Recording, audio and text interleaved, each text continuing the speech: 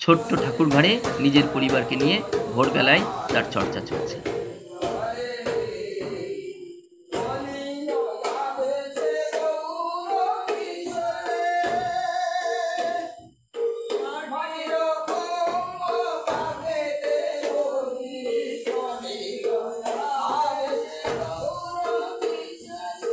বৃদ্ধাশ্রমে থাকলে পাশের রুম থেকে এরকম একটা সংস্কৃতি বেরিয়ে আসবে, এটা সম্ভব নয় কোথাও।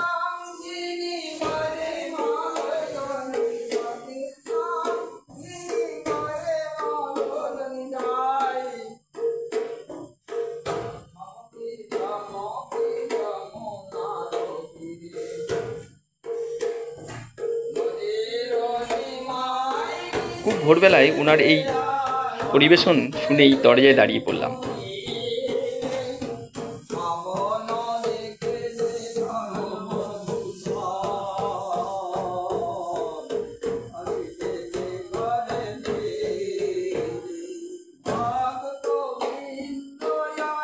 ওনার রুমের পাশেই এখানে প্রতিদিন সকাল ৯টার সময় প্রসাদ দেওয়া হয়, সম্পূর্ণ বিনামূল্যে।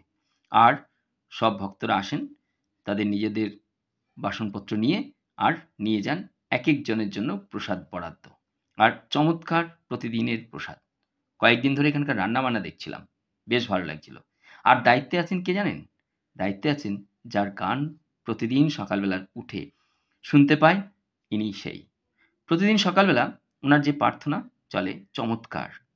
এই জীবনটা যে কতটা সুন্দর আফটার 60, এখানকার পরিবেশন, জীবনের মান একটা ব্যতিক্রমী।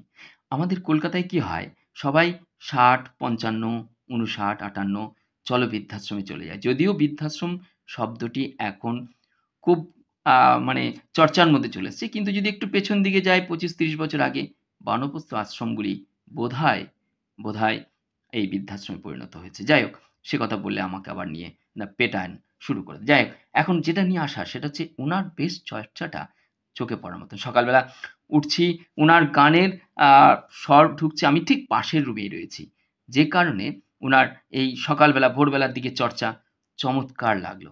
পরিবারে উনি, ওনার মেয়ে, ওনার স্ত্রী, ওনার শাশুড়িকে নিয়ে রয়েছেন এখানে দীর্ঘদিন ধরে, এবং এই যে প্রসাদ বিতরণ হয় সেটার কিন্তু দায়িত্বে রয়েছেন উনি। আবার এই আশ্রমটারও দায়িত্বে রয়েছেন। আমার বিরক্ত সহ্য করেছেন। রাত্রেবেলায় ঢুকেছি, রাত ১২টা ১টার সময়। যাদের কল ঢুকেছিল ওনার কাছে তারা বললে এই অমুক ছেলেটি আসবে, একটু ব্যবস্থা করে দিও। যাই হোক, প্রথম দিন বিরক্ত করলাম, পরে কিন্তু দারুণ একটা সম্পর্ক তৈরি হয়ে গেছে। অসাধারণ থাকলাম বেশ কয়েকদিন, চমৎকার লাগলো। আর ওনার পরিবেশন কিচ্ছু বলার নেই, ভাষায় বর্ণনার বাইরে। আজ এ পর্যন্ত অসাধারণ লাগলো। ভালো থাকুন। অসংখ্য ধন্যবাদ আপনাদের সব্বাইকে।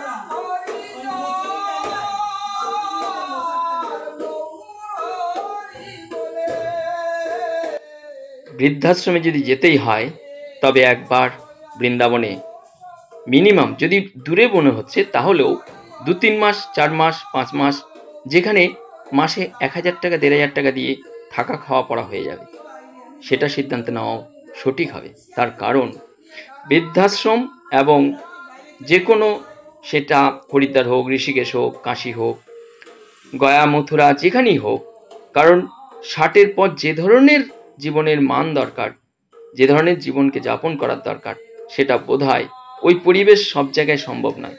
তাই একবার নির্বাচন করা দরকার এই বৃন্দাবন। আজ এ পর্যন্ত। বাঙালি এখানেও কিন্তু রয়েছে, বাংলা ভাষা নিয়ে সমস্যা নেই। যাই হোক, সে কথা বলার চাচ্ছি না। ভালো থাকবেন, অসংখ্য ধন্যবাদ।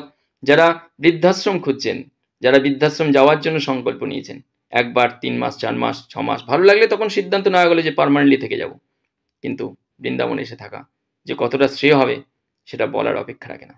একবার এসে টেস্ট করে নিতে পারেন। আর কিছু বলার নেই।